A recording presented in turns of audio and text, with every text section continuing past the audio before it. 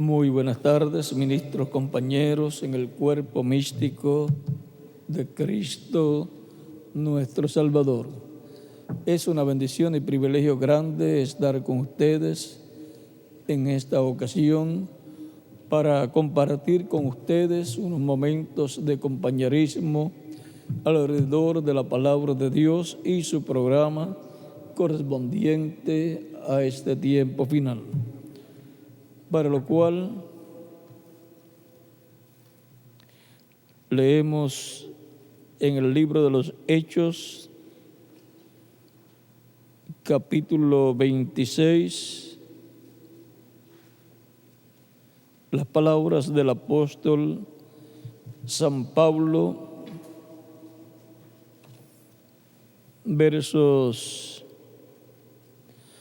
19 al 23, y dice así: por lo cual, oh rey Agripa, no fui rebelde a la visión celestial, sino que anuncié primeramente a los que están en Damasco y en Jerusalén y por toda la tierra de Judea, y a los gentiles que se arrepintiesen y se convirtiesen a Dios, haciendo obras dignas de arrepentimiento. Por causa de esto, los judíos, poniéndome en el templo, por causa de esto, los judíos, prendiéndome en el templo,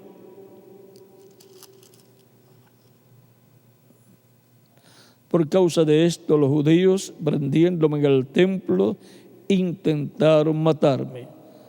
Pero habiendo obtenido auxilio de Dios, persevero hasta el día de hoy, dando testimonio a pequeños y a grandes, no diciendo nada fuera de las cosas que los profetas y Moisés dijeron que habían de suceder.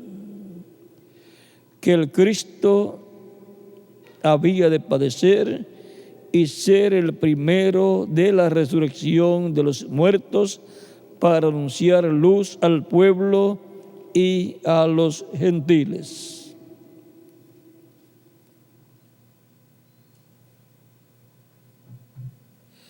Diciéndole estas cosas en su defensa, Festo a gran voz dijo: estás loco, Pablo, las muchas letras te vuelven loco.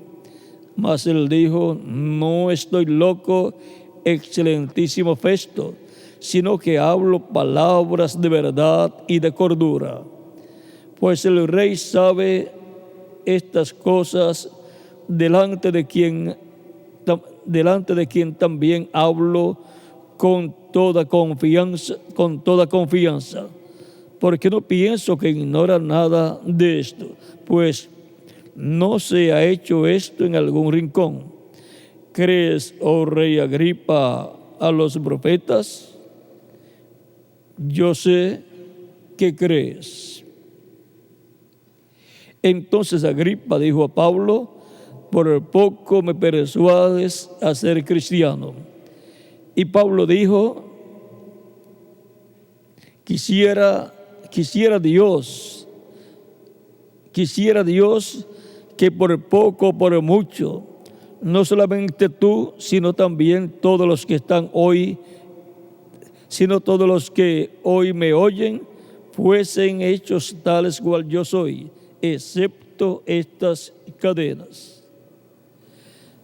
Cuando había dicho estas cosas, se levantó el rey y el gobernador y Berenice y los que se habían sentado con ellos.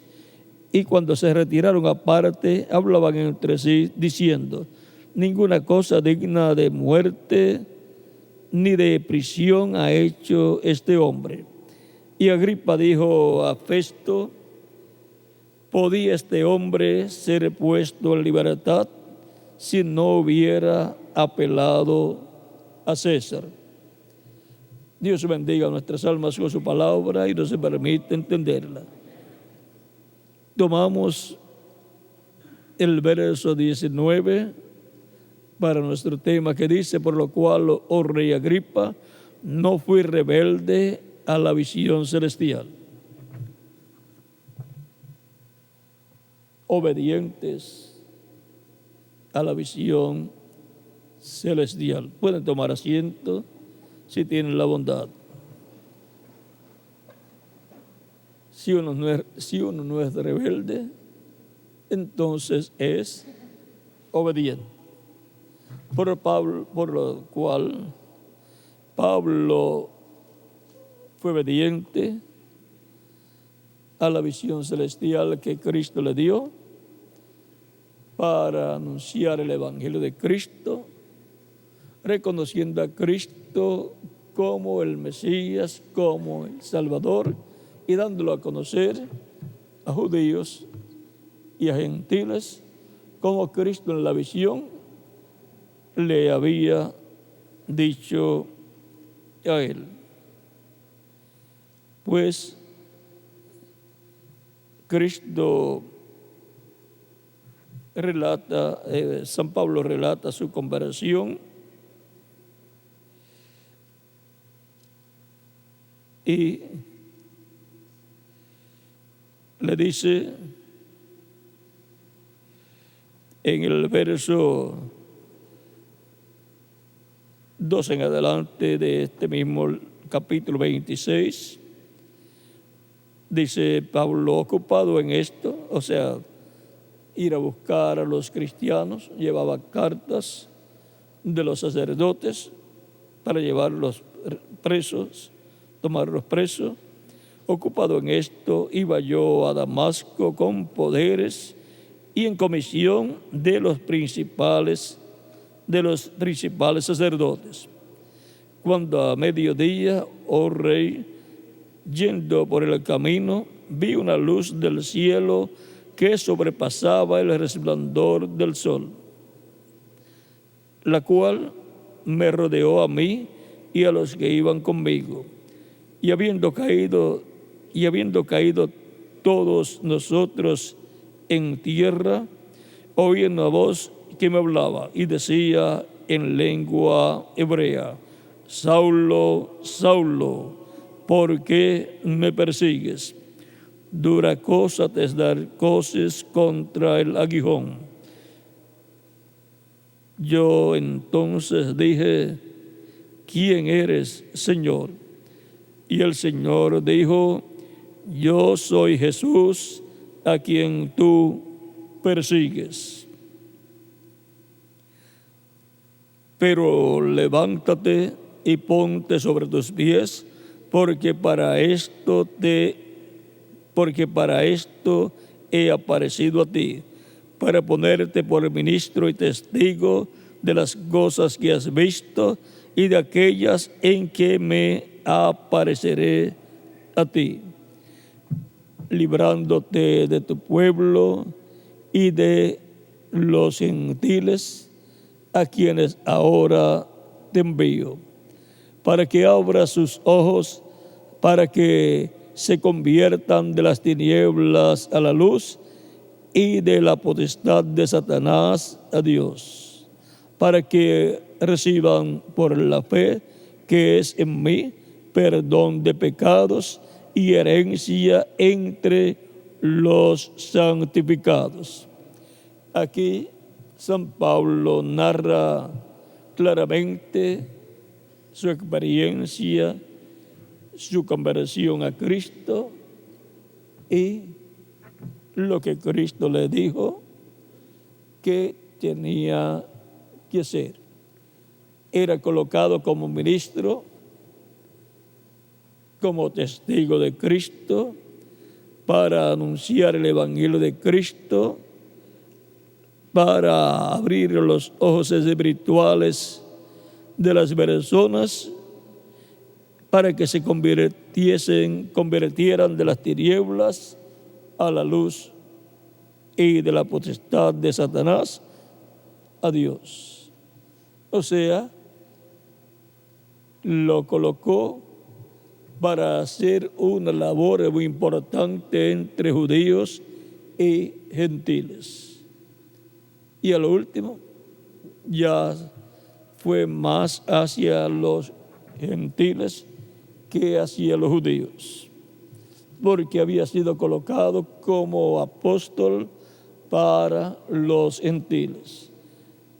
Él no fue rebelde a la visión celestial, sino obediente a la visión celestial. A través de la historia del cristianismo como del judaísmo, a través de la historia del pueblo hebreo como de la iglesia del Señor Jesucristo, encontraremos hombres de Dios que no fueron desobedientes a la visión celestial, como Enoc, Noé. Noé tuvo la revelación divina del proyecto divino que sería la construcción de un arca, y le fue encomendada esa labor a Noé, y Noé no fue rebelde a la visión celestial. En el cumplimiento, realización de lo que él vio en visión, estaba la salvación para él y su familia. O sea, en el cumplimiento, en realizar la visión que Dios ha dado, está la bendición de Dios.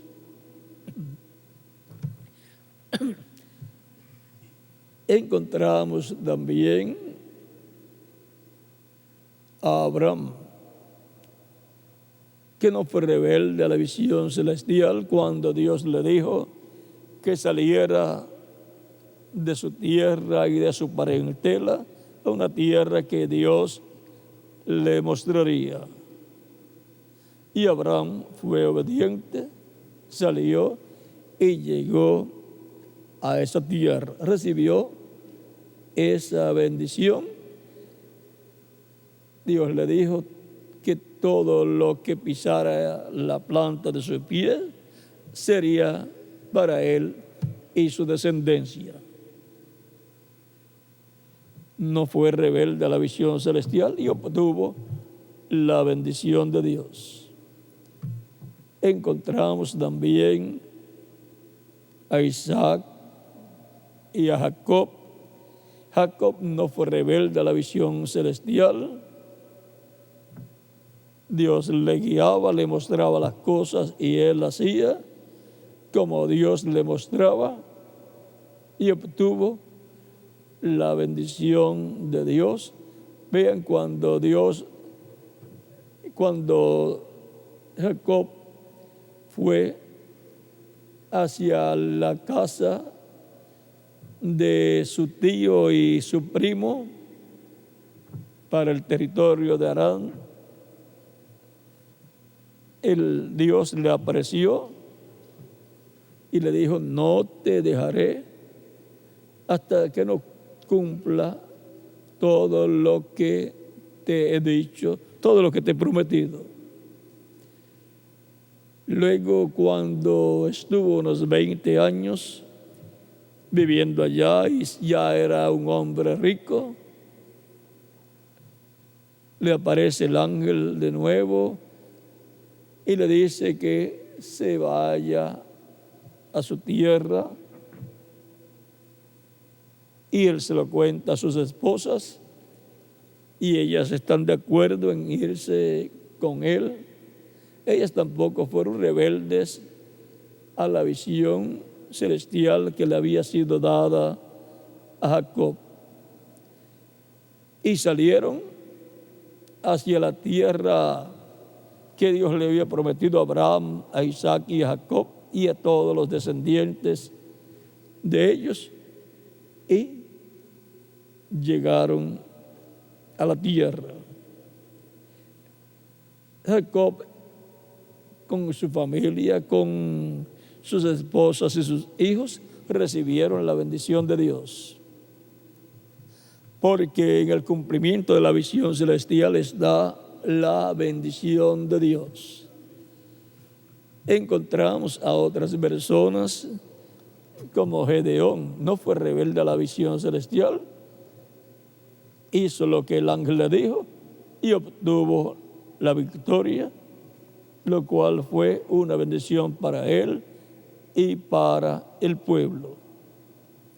Siempre en el cumplir la visión celestial está la bendición para la persona y para los que están con él.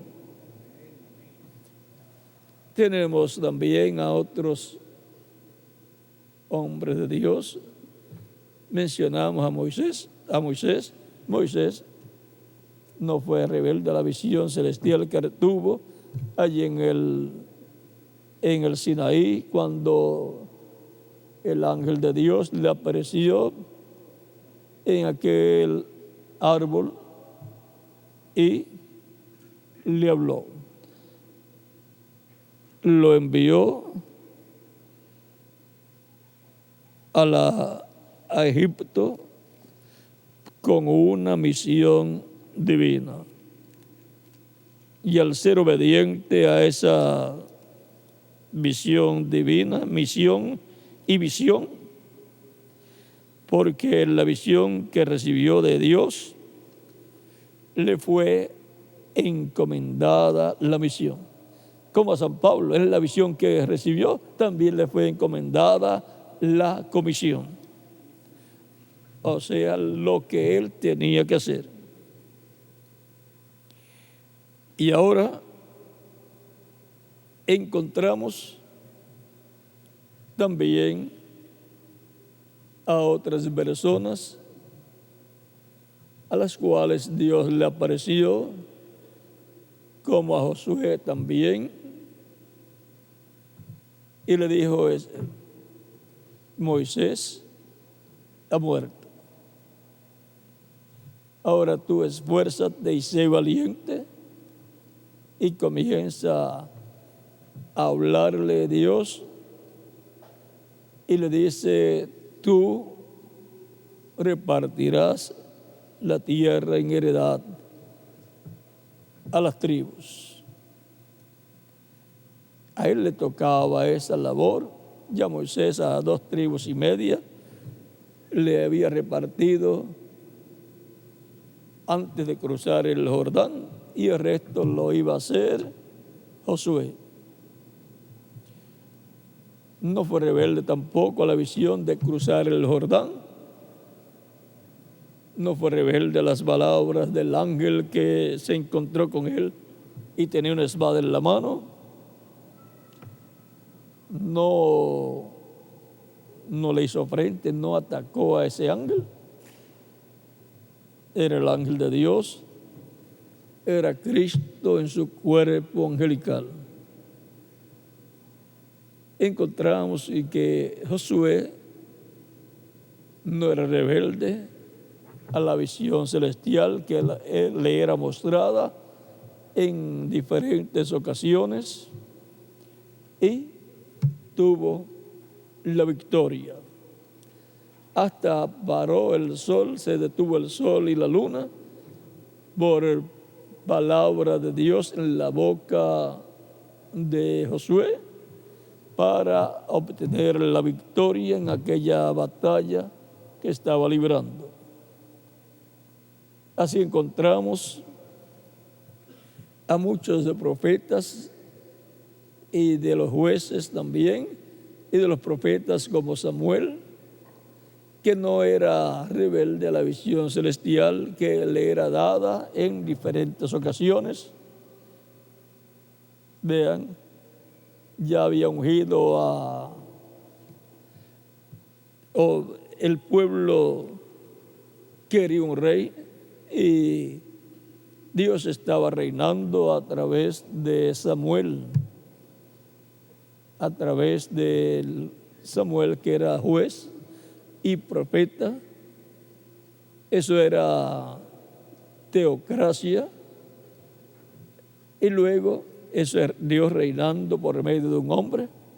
Y ahora el pueblo quería que un hombre reinara para Dios. Querían un hombre por rey, Y Samuel no quería, porque lo mejor es Dios reinando sobre el pueblo a través de un hombre. Pero el pueblo insistía.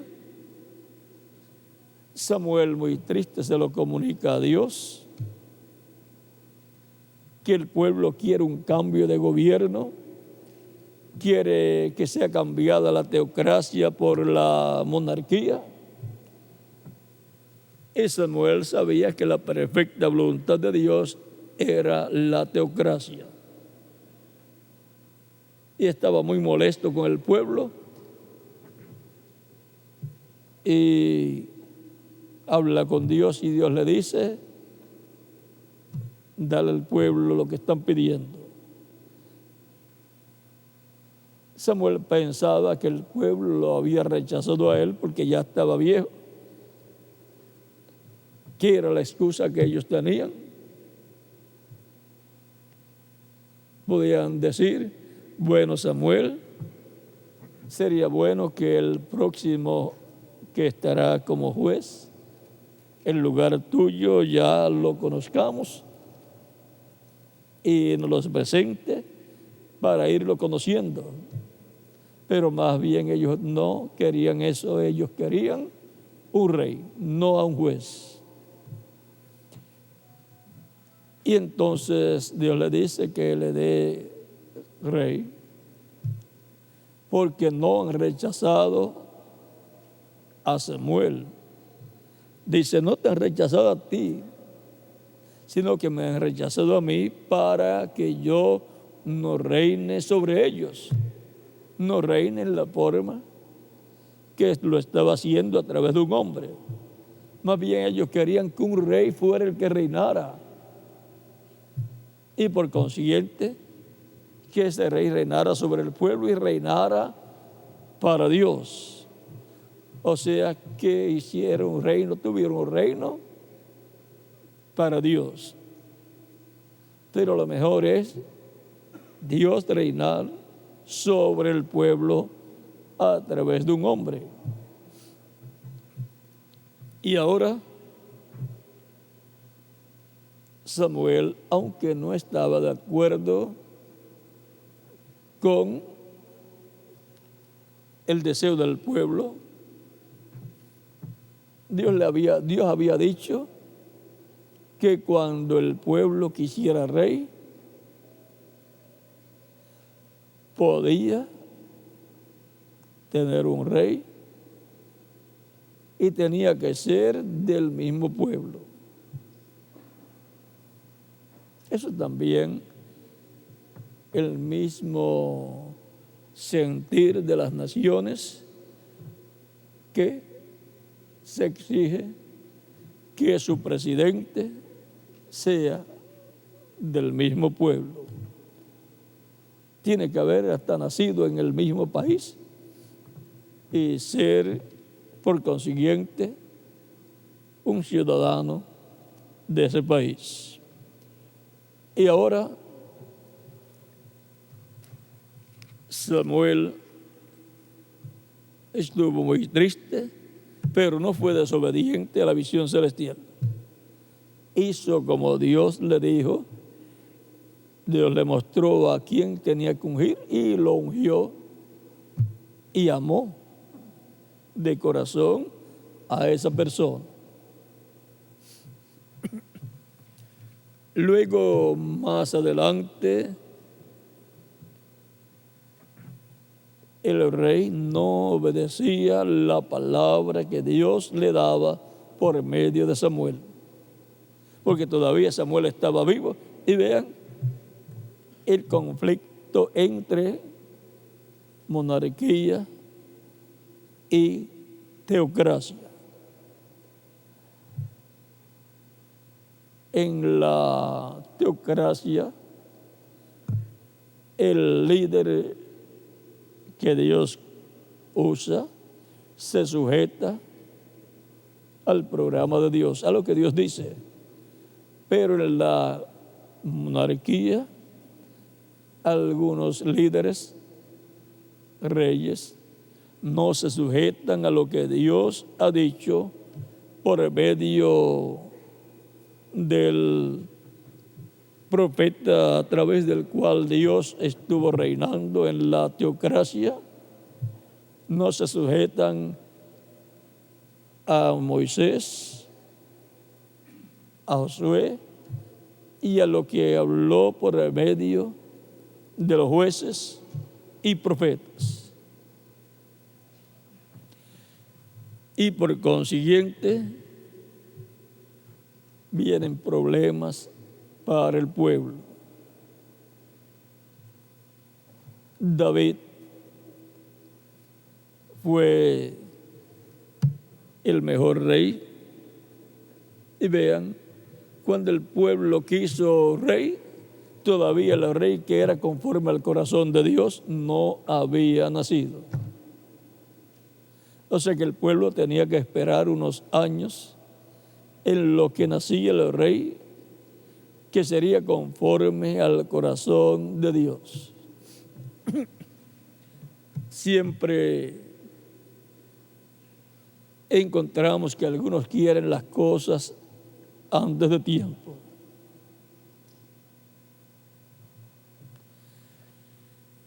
Y las cosas tienen un tiempo en el programa de Dios. Encontramos luego a David, ya jovencito, y Saúl ya había desobedecido a Dios cuando desobedeció lo que Dios le dijo por medio de Samuel. Uno puede leer y ver que Samuel fue el que habló, pero habló en palabra de Dios. Era profeta y era el último de los jueces. Y era un hombre muy importante,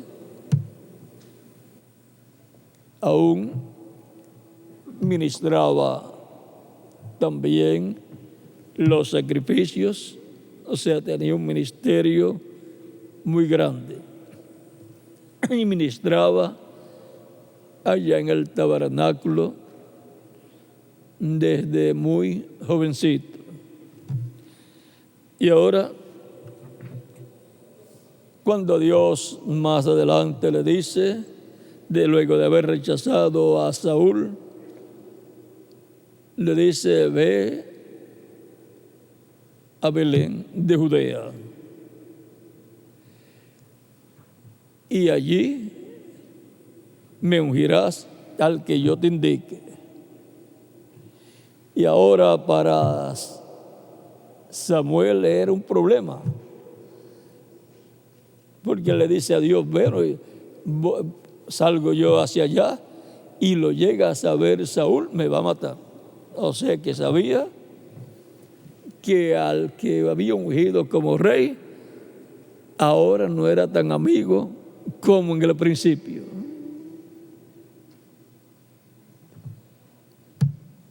Se le fue a la cabeza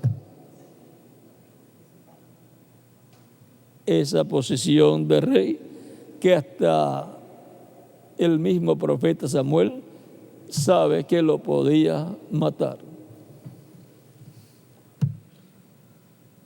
por conservar el trono cuando ya Dios lo había rechazado, y él pudo decir, ya que ya Dios me ha desechado como rey, vamos a ver a cuál Dios quiere como rey, y yo le voy a ceder el lugar, porque no hice de acuerdo a como Dios ordenó que hiciera, y lo voy a ayudar en todo. Saúl ni Samuel sabían quién sería el próximo rey,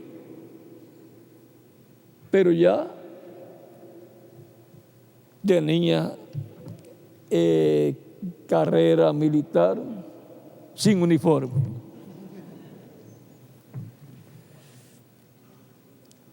Y había hecho más sin uniforme que los que tenían uniforme.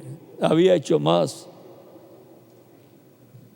que Saúl, porque Saúl le tenía miedo al gigante, a Goliat, y todos los de su ejército también. Y un jovencito fue y aceptó el reto que allí hubo. Ahora, ya había sido ungido, sí, como rey. Pero una cosa es ser ungido como rey en el capítulo 16 de Primera de Samuel, y otra cosa es sentarse en el trono. Es como los candidatos a presidentes o a alguna otra posición de gobernadores o de gobernador o de presidente municipal o alcalde, o reyes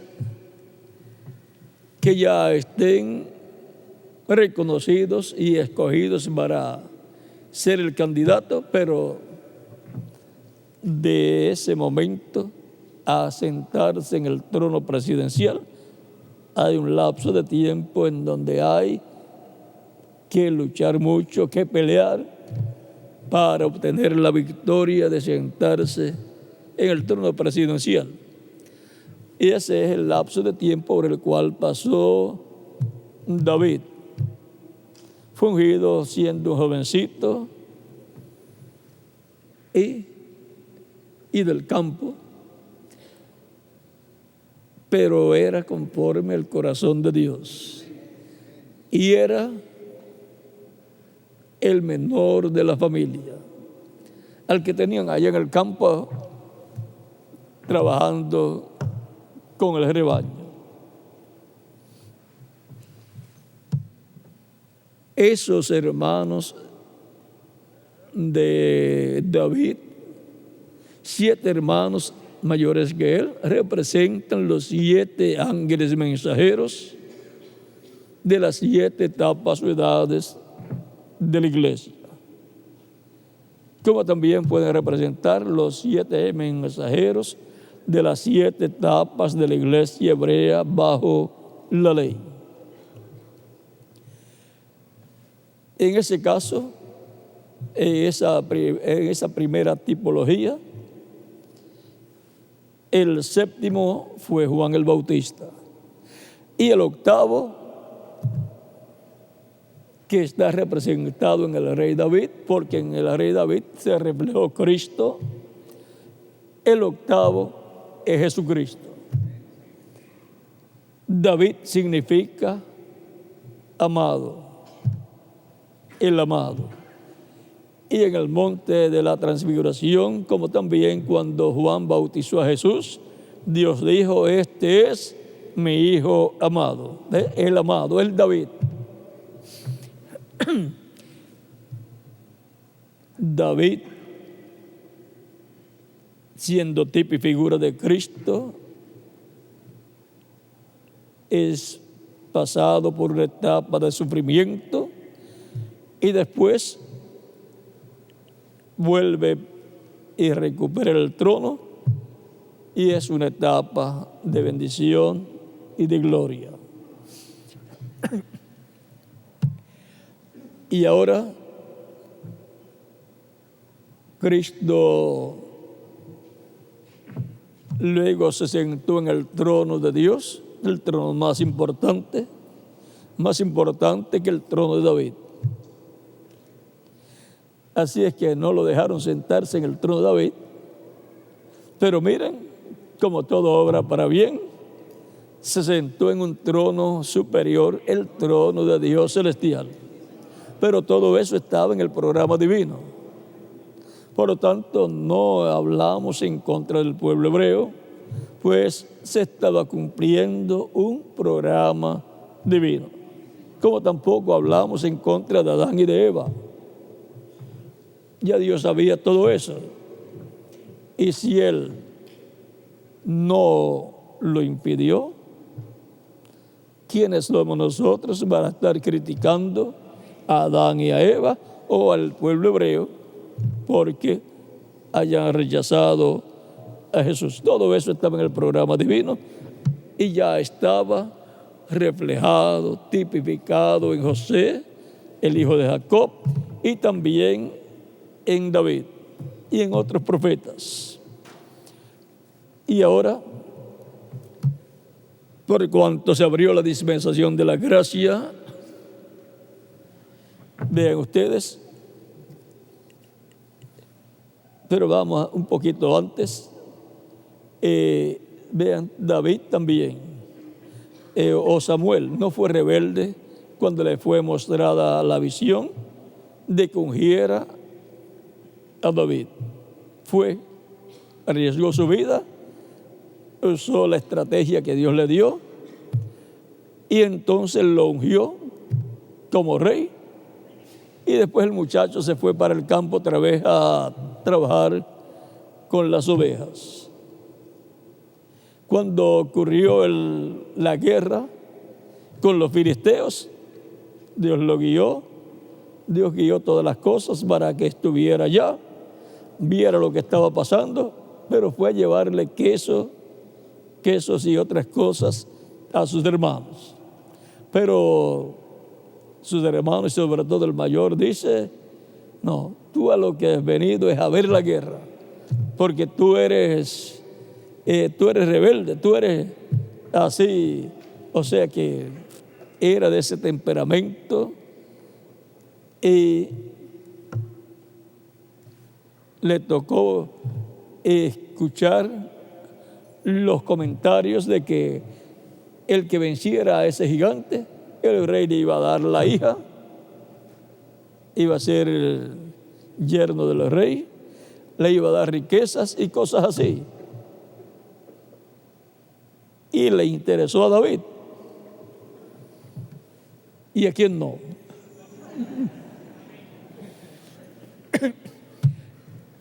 Y por cuanto el Espíritu de Dios estaba en él y estaba en el plan de Dios que fuera así,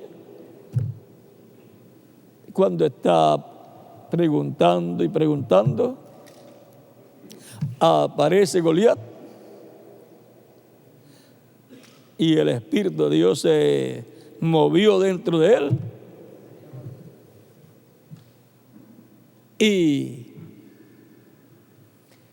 ya él había preguntado qué le van a dar al que vence a ese gigante. Y ahora llegó el tiempo y lo llevan donde el rey porque estaba un muchacho preguntando mucho. Y cuando lo llevan, él dice que va a enfrentarse al gigante. ¿No está siendo rebelde a la visión celestial que el despierto está viendo? Porque él está viendo que va a vencer al gigante. Y ya le está viendo por dónde le va a dar, por dónde está el punto débil del gigante. O sea, él tenía una visión muy clara de que si iba a ser rey, cosas tenían que pasar para que obtuviera ese lugar. Y cuando lo llevan allá a Saúl, y Saúl lo ve, y de seguro pensó: los que son grandes acá de mi ejército, ninguno, ni yo tampoco, diría él. Y ahora viene este muchachito, vamos a ver lo que tiene. Y David le habla en una forma tan positiva y le dice que el Dios que lo libró del oso y del león lo va a librar de ese también, de ese incircunciso. Y le levantó la fe a Saúl. Entonces le ponen la armadura y no puede caminar con la armadura. Y si era la de Saúl, mucho menos. Porque Saúl era un gigante, un hombre alto, y David era un muchacho. Pero se quita todo ese armamento y coge su onda con lo que él estaba acostumbrado a defenderse. Busca unas piedras, 5 piedras lisas, iba a enfrentar al gigante y con su cayado. Eso fue lo que David puso en las manos de Dios para que Dios lo usara a él con esas herramientas de guerras sencillas, rústicas, pero si con una vara, un cayado, Moisés fue para libertar al pueblo, ahora David tenía más equipo: el cayado, la honda y las piedras. Recuerden que siempre es una obra de fe la que tiene que ser hecha para una victoria divina. Va, se enfrenta al gigante y obtiene la victoria. Inexplicable, pero real. Y allá ahora, de seguro todos le dirían, cuando va con la cabeza del gigante para el rey, se le entrega, pero la espada no se le entregó. Con la espada se quedó como botín de guerra, y ahora tiene que esperar que el rey cumpla la recompensa. Y ahí pues son esquivos. Después que han hecho la recompensa, cuando hay que darla, son muy esquivos, pero tenía que cumplir la recompensa. Luego, ya más adelante, obtiene la recompensa a medias, y ya después se pone celoso también cuando escuchan a Saúl. Se pone celoso porque escucha que luego de la victoria que obtuvo Israel, encabezada no por el rey, sino por David, comienza a cantar las mujeres, las doncellas. Saúl mató los 1000 y se puso contento. Y David los 10,000, 10 veces más. Y ahí se puso celoso y seguida piensa, ahora lo que falta es que le den el trono también. Pues eso era lo que faltaba, porque le pertenecía a David. Recuerden que David siempre representa, por ser el 8º hijo, el menor, siempre va a representar a Cristo. Cristo en su venida, Cristo en su primera venida y Cristo en su segunda venida.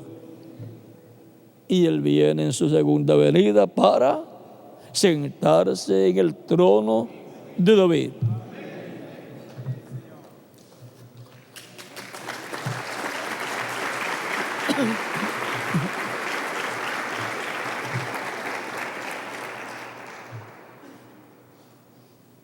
Y Dios va a reinar como ha sido prometido por medio del Mesías. Va a reinar sobre el pueblo hebreo. Y ahí vamos a tener una combinación de teocracia y monarquía. Y eso lo veremos más adelante en otras ocasiones. Y ahora lo que falta es que aparezca el número 8. En el tiempo del reverendo William Branham, él le estaba tirando el ojo a una bendición que hay ahí. Y por eso él decía que David era el número 7.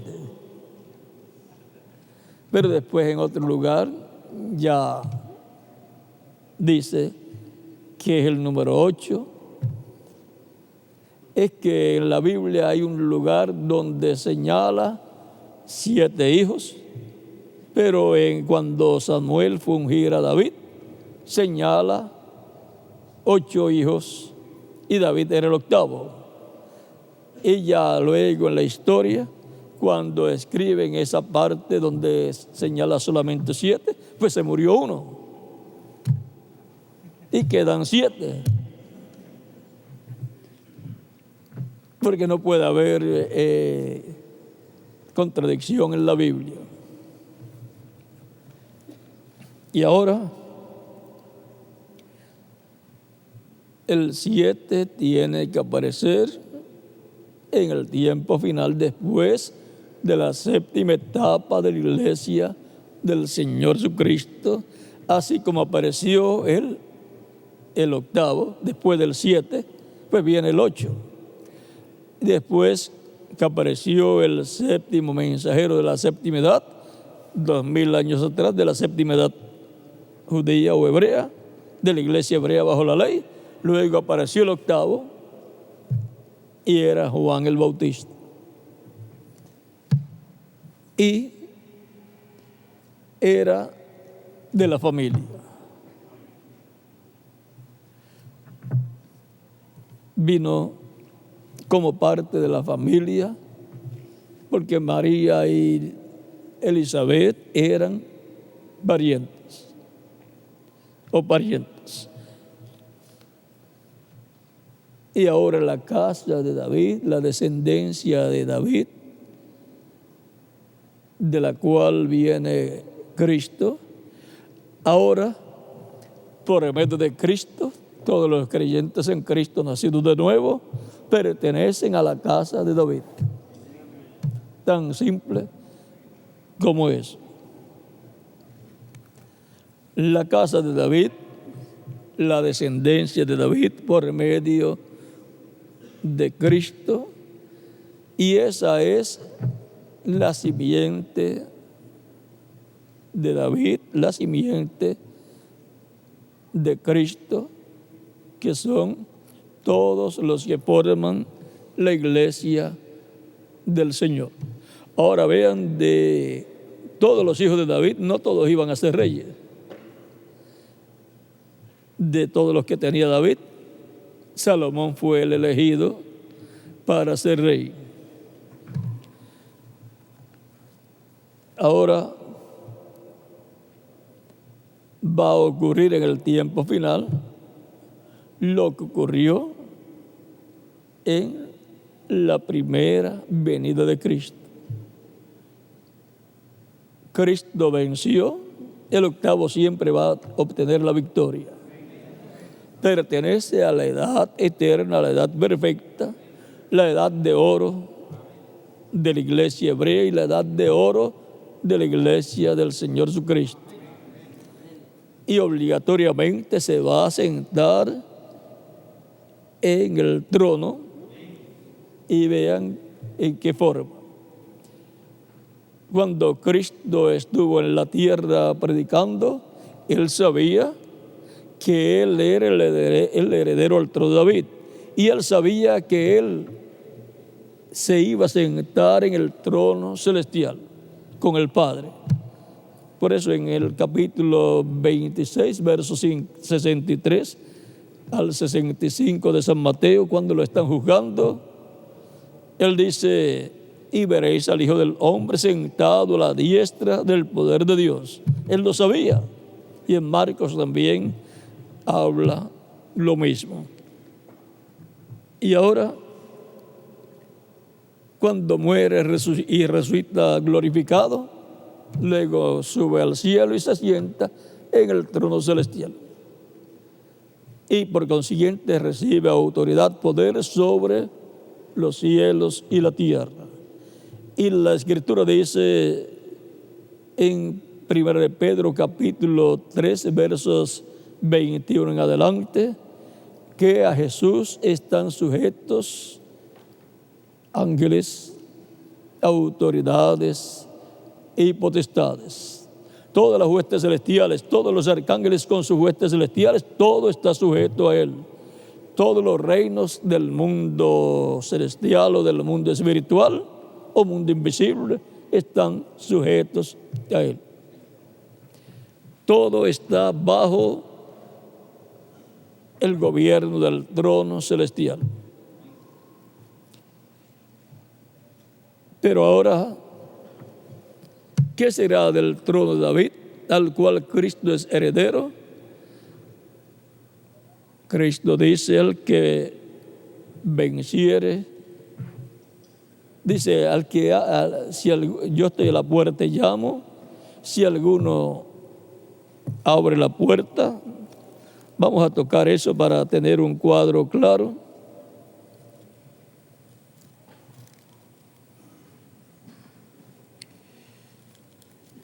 Dice, capítulo 13, verso 20 al 21, he aquí, yo estoy a la puerta y llamo. La puerta de una dispensación, la de la dispensación de la gracia, la abrió Pedro el día de Pentecostés, y Cristo es la puerta. Al abrir el misterio de la primera venida de Cristo como Cordero de Dios y como el macho cabrío de la expiación, efectuando con su muerte el sacrificio de expiación por nuestros pecados, y dando a conocer así que ahora toda persona tiene la oportunidad de creer en Cristo y obtener la salvación y vida eterna. En ese mensaje que predicó Pedro, que cubre todo eso, encontramos que abrió la puerta, abrió a Cristo con la revelación que tenía, que le fue dado del cielo, abrió la puerta del reino de los cielos, que es Cristo, y por medio de esa puerta, por medio de Cristo, entramos al reino de los cielos, que está en la esfera espiritual, pero que algún día va a estar en la esfera física en este planeta Tierra. Y esa puerta de la dispensación de la gracia fue abierta, pero va a ser cerrada conforme a San Lucas, capítulo 13, versos 25 al 27, cuando el padre de familia se haya levantado y haya cerrado la puerta. Pero también en la parábola de las 10 vírgenes de San Mateo, capítulo 25, versos 1 al 13, nos dice que a la medianoche se oyó un clamor: he aquí, el esposo viene, salid a recibirle.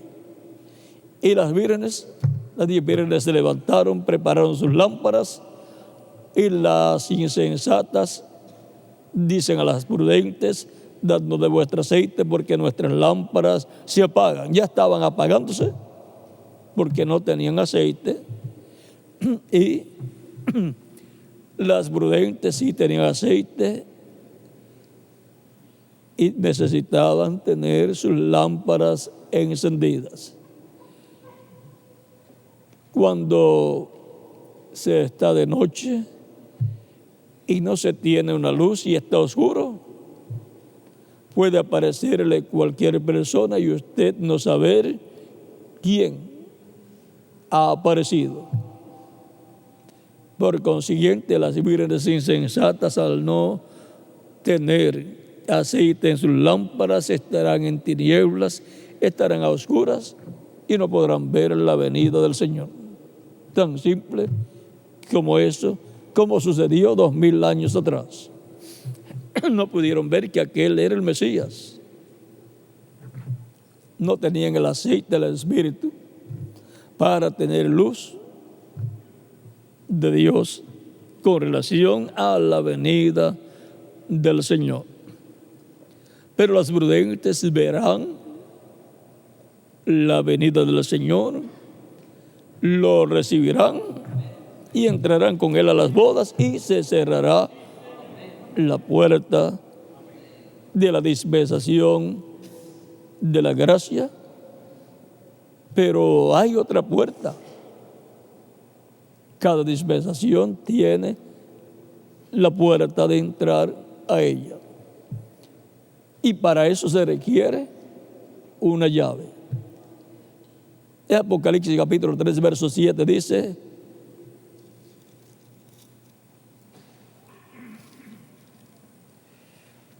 escribe al ángel de la iglesia en Filadelfia: esto dice el santo, el verdadero, el que tiene la llave de David, el que abre y ninguno cierra, y cierra y ninguno abre. Ahora, para el tiempo final, se va a requerir la llave de David para abrir la puerta de la dispensación del reino, y el reino de Dios en la tierra es del reino de David.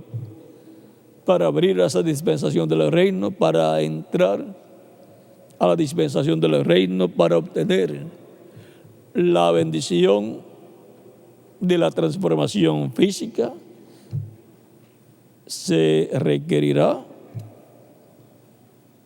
que sea abierta la puerta y que se esté predicando, anunciando el misterio de la segunda venida de Cristo, porque Él viene para reinar. Él viene para reclamar su trono terrenal y reino terrenal, que es el reino de David y trono de David. Y en la lectura que tuvimos, vean, dice anterior, dice: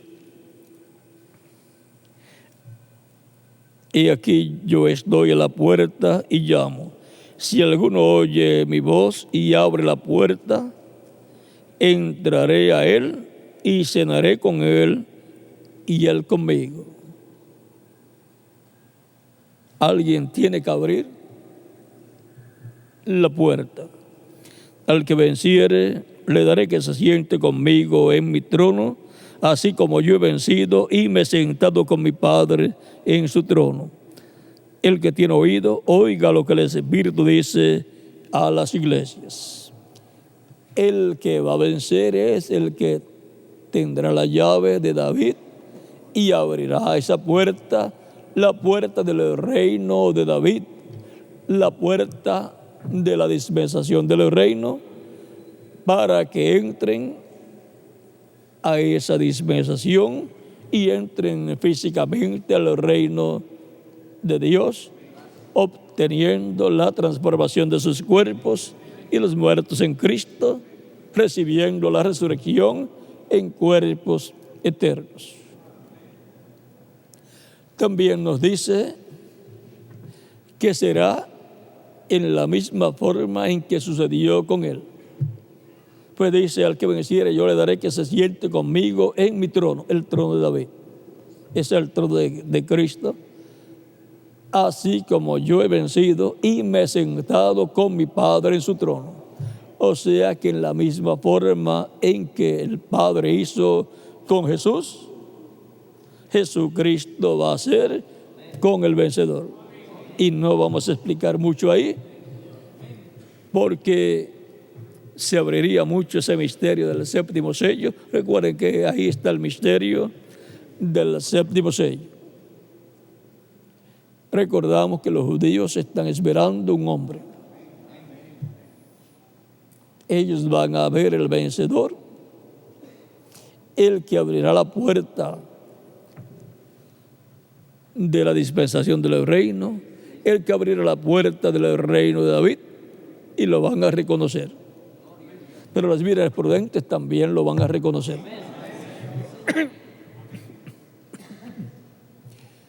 Así es que, así como luego Cristo decía: todo poder me es dado en el cielo y en la tierra, también lo va a poder decir el vencedor. Pues dice: al que venciere y guardare mis obras hasta el fin, yo le daré autoridad sobre las naciones y las regirá con vara de hierro. Va a recibir esa autoridad y poder sobre el planeta Tierra, así como Cristo lo obtuvo sobre el universo completo.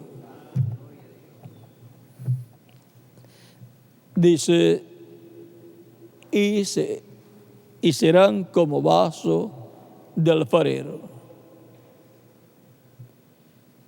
Así es que todo eso, vean, lo mismo que Cristo recibió a nivel universal, a nivel de todo el universo, de todo el reino de Dios celestial, que incluye el de la tierra también.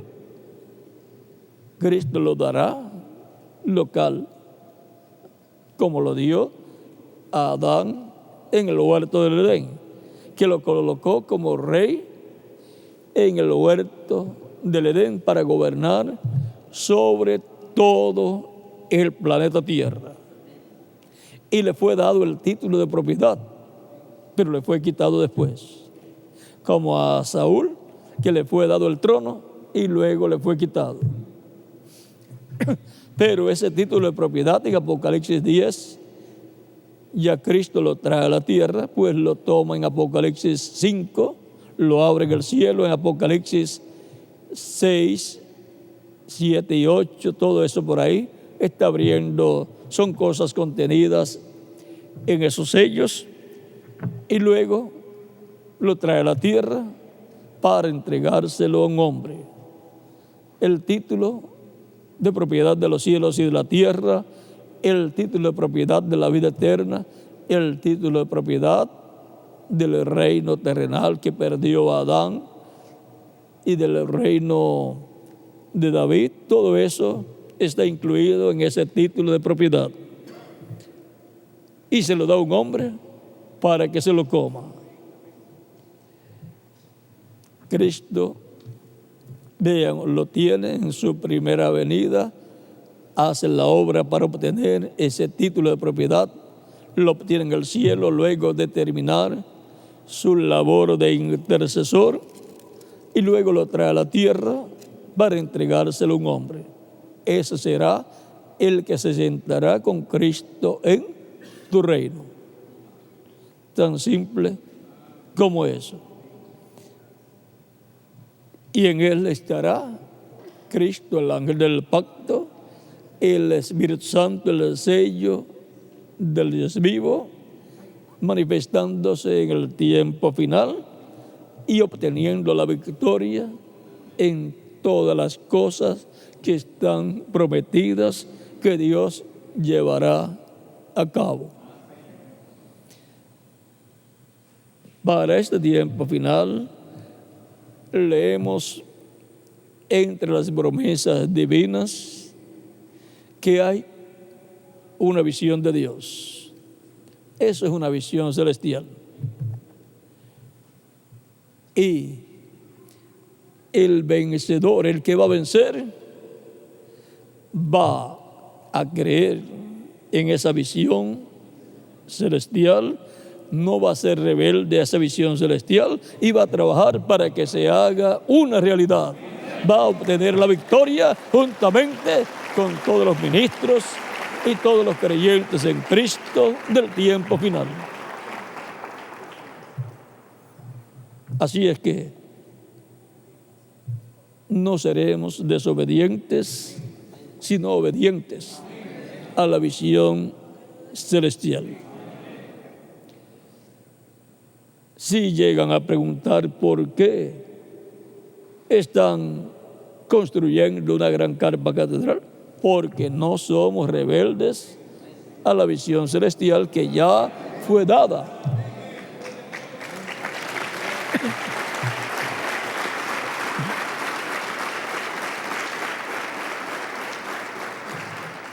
Y si le preguntamos, ¿y ustedes por qué? Ustedes que han tenido tantos años, tanto tiempo para hacerla, ¿por qué no la han hecho? La respuesta es, han sido rebeldes a la visión celestial. No han creído en la visión celestial, no han creído que es literal, aunque tenga también parte en el campo espiritual. Hoy se puede cumplir en las dos formas, pero una de las formas obligatoria es la literal. Y ahora podemos decir que el grupo del día postrero en la edad de la piedra angular, que corresponde al número 8 y que corresponde a quien David estará representando en el día postrero, obtendrá la victoria ese grupo de escogidos de Dios y conquistará todas las promesas divinas, incluyendo la materialización de esa gran carpa catedral. Así es que no tenemos ni una pizca, ni un poquito de dudas en cuanto a eso. Así fue profetizado, así fue dicho y así será. Y todo se está preparando para la materialización de esa visión celestial. Y nadie más la podrá hacer una realidad sino Dios, por medio de todos los escogidos en la etapa de la edad de la piedra angular, bajo el ministerio del día postrero, bajo el ministerio, vamos a decir, octavo. Y ahora estaremos viendo el respaldo de Dios, como lo hemos estado viendo siempre, por 30 o 40 años. Yo lo he estado viendo por casi 50 años. Y Miguel también ha estado viendo la mano de Dios obrando en toda su vida, en el ministerio que Dios ha colocado en él. Yo también he estado viendo la poderosa mano de Dios obrando en el ministerio que Él ha colocado en mí. Y he estado viendo las bendiciones que Dios ha estado derramando sobre su iglesia. De todos los tiempos de la iglesia del Señor Jesucristo, este es el mejor. Es la edad de oro de la iglesia del Señor Jesucristo, es la etapa en donde va a ocurrir la resurrección de los muertos en Cristo y la transformación de nosotros los que vivimos. Ninguna de las etapas pasadas existió en el día postrero, solamente la etapa en la cual estamos nosotros. Y hemos reconocido nuestro lugar en el cuerpo místico de Cristo, que no es la quinta edad, edad luterana, no es la sexta edad wesleyana, ni tampoco es la séptima edad pentecostal, es la edad de la piedra angular. Hemos reconocido nuestra posición y por consiguiente lo que dijo el reverendo William Branham, cuando la iglesia novia reconozca su posición, entonces vendrá el rapto. Así es que estamos en esa parte tranquilos, seguros y agradecidos a Cristo por lo que Él está haciendo en nuestro tiempo. Le agradecemos a Cristo todas las bendiciones que Él nos está dando y esperamos más bendiciones de parte de Cristo. En el cumplimiento de la visión de la carpa va a estar el nombre de Dios, el nombre de la ciudad de nuestro Dios y el nombre nuevo del Señor. Él fue el que lo dijo, por lo tanto lo tiene que cumplir porque es una promesa. Y Él dijo que lo va a escribir sobre el vencedor. Por lo tanto, así será. ¿Cómo será eso? Pues dejemos que todo eso sea abierto completamente para que lo entendamos. Y si no lo entendemos estando en estos cuerpos, cuando tengamos el nuevo, lo vamos a entender. Así es que para sentarse en el trono de Dios celestial, Jesús tuvo que tener el nombre de Dios en él. Yo he venido en nombre de mi Padre, dijo Cristo. Para sentarse en el trono de David con el Señor, el que se va a sentar con él en el trono tendrá el nombre de Jesucristo, el nombre nuevo de Jesucristo, nombre eterno de Dios y de la ciudad de nuestro Dios. Y tendrá que estar en la edad que le sigue a la séptima edad. Tiene que estar en la edad que le sigue a la edad del precursor. El precursor dijo, a él le conviene crecer y a mí menguar. Así dijo Juan el Bautista y dijo el reverendo William Branham. Así es que será paralelo a lo que pasó en el pasado. Lo que sucedió con Jesús y Juan el Bautista se repetiría en una nueva dispensación y en un entrelace dispensacional en donde se entrelaza la dispensación del reino con la dispensación de la gracia, como allá se estaba entrelazando la dispensación de la gracia con la dispensación de la ley. Y se estaba entrelazando el mensaje de Jesús con el mensaje de Juan. Así es que y Jesús dio testimonio de Juan, identificándolo como el Elías que tenía que venir en aquel tiempo. El que vendrá después de reverendo William Branham va a dar testimonio de que reverendo William Branham era realmente el precursor de la segunda venida de Cristo. Era el Elías que tenía que venir en la cuarta manifestación del ministerio de Elías por cuarta ocasión. Recuerde, en la página 119 del libro de citas, por ahí usted encontrará que él dice, será paralelo en todo. Finalizando ya ese párrafo, está a la mano derecha del libro de citas.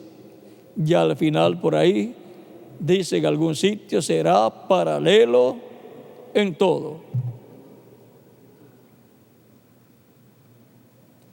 Cuando habla de la tercera etapa y cuando habla, yo no moriré de viejo sin que Él esté aquí. Ya tendría ¿cuántos años? 100 años.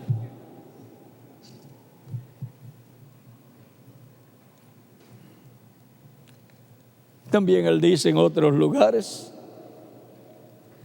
que el séptimo ángel estará en la tierra en el tiempo de la venida del ángel fuerte de Apocalipsis 10 que desciende del cielo con el librito abierto. Puede ser el séptimo ángel de la séptima edad o séptimo ángel de los ángeles de las 7 trompetas. Para no poner la cosa difícil para el grupo del séptimo mensajero, al cual amamos, tanto a su grupo como al mensajero, a un séptimo, aunque ya se fue, pero continuamos amándolo de todo corazón y lo vamos a ver en su regreso, jovencito, y nos va a visitar.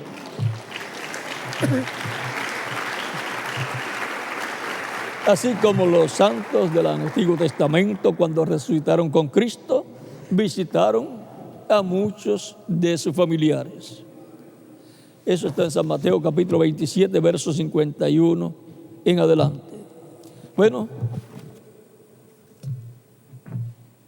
San Pablo dijo, no fui rebelde a la visión celestial. Y yo también digo que no fui rebelde a esa visión celestial de la carpa, sino obediente a la visión celestial. ¿Y qué más? Cada uno de ustedes también. Pues estamos brazo a brazo, creyendo y obrando. Porque muchas personas dicen, yo creo, pero no hacen nada. Esos son los que creen de palabra. O sea, que lo dicen de palabra, de la boca para afuera, pero acá adentro no han creído. Si oyes hoy su voz, no endurezcas tu corazón. Él lo dijo y lo va a cumplir. Por lo tanto, lo creemos de todo corazón. Yo lo creo de todo corazón, no este año, sino hace años que les he estado diciendo a ustedes y les he estado mostrando que esa visión, que es celestial y que no hay duda que vino del cielo, se cumplirá. Y ahí es donde la gloria de Dios va a ser manifestada en toda su plenitud y en donde muchas bendiciones grandes van a venir. Está ligada a la fe para el rapto, está ligada al misterio del séptimo sello. Se cumple la tercera etapa y la tercera etapa es la palabra creadora siendo hablada. Alrededor de la palabra creadora siendo hablada será que se cumplirá esa tercera etapa y que operará todo en el cumplimiento de la visión de la carpa.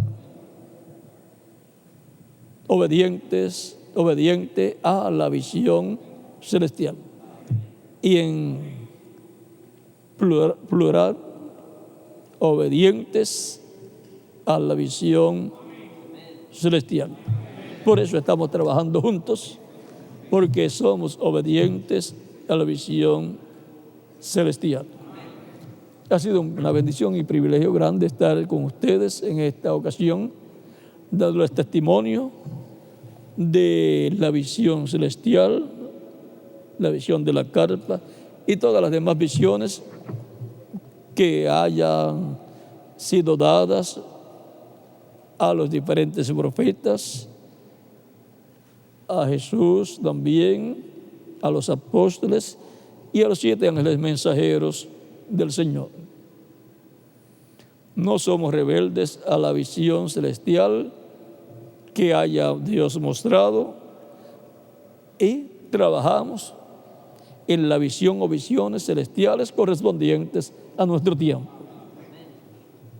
Como trabajaron otros en la visión o visiones celestiales correspondientes al tiempo en que ellos vivieron, profetas y mensajeros de Dios.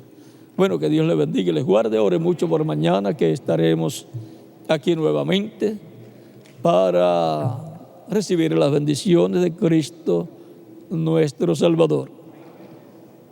Ore mucho por esa actividad de mañana y por todas las que se estarán llevando a cabo en diferentes lugares de la República Mexicana, en donde el misionero doctor Miguel Bermúdez Marín estará viajando y yo también estaré viajando para cumplir compromisos de actividades. Bueno, por aquí Miguel está esperando el póster, pero ya hace rato, Miguel, ya hace rato nos los comimos, puede pasar por aquí. Recuerden que en el campo espiritual se come y se come más que en el campo físico. Bueno, también vean, Ezequiel se comió un rollo, un libro. En ese tiempo eran rollos los escritos sagrados. Y vean en Apocalipsis, el libro extraído para que una persona lo tome y se lo coma. Y de eso es que tiene que hablar a la iglesia y al mundo entero, del contenido escrito en ese título de propiedad que se come. Por eso después dice, es necesario que profetices otra vez. ¿Ve? Tiene que ser un profeta para poder profetizar. Que profetices otra vez sobre muchos pueblos, naciones y lenguas. Por lo tanto, tiene que estar en la tierra para profetizar sobre pueblos, naciones y lenguas. Es el mismo que en Apocalipsis capítulo 14, versos 6 al 7, aparece con el evangelio eterno para predicarlo a los moradores de la tierra. Aparece con el evangelio de los reinos, del cual Cristo dijo en San Mateo 24, verso 14, y será predicado a todas las naciones este evangelio de los reinos para testimonio. Vamos a leerlo correctamente. Aquí se lo cité así, sin leerlo directo. Vamos a leerlo directo para que quede grabado. Capítulo 24, verso 13 al 14 de San Mateo dice: mas el que persevere hasta el fin, este será salvo. Y será predicado este evangelio del reino en todo el mundo para testimonio a todas las naciones. Y entonces vendrá el fin. Y el evangelio del reino se predica por testimonio y para testimonio a todas las naciones, por el Espíritu Santo en el mensajero de la dispensación de los reinos, con el evangelio de los reinos. ¿Y qué estará hablando cuando esté predicando el evangelio del reino? Pues estará hablando de los reinos, del reino de Dios que va a ser establecido en la tierra, de lo cual Cristo dijo que cuando oremos digamos: Padre nuestro que estás en los cielos, santificado sea tu nombre, venga tu reino, hágase tu voluntad como en el cielo, también en la tierra, o aquí en la tierra. Y eso será en el reino del Mesías, que se hará la voluntad del Padre Celestial aquí en la tierra. Porque en la actualidad, por miles de años, se está haciendo la voluntad de personas, se está haciendo la voluntad humana, pero en el reino del Mesías se hará la voluntad de Dios, porque será un hombre conforme al corazón de Dios y los pensamientos de Dios serán transmitidos a él para gobernar sobre el pueblo hebreo y sobre todas las naciones.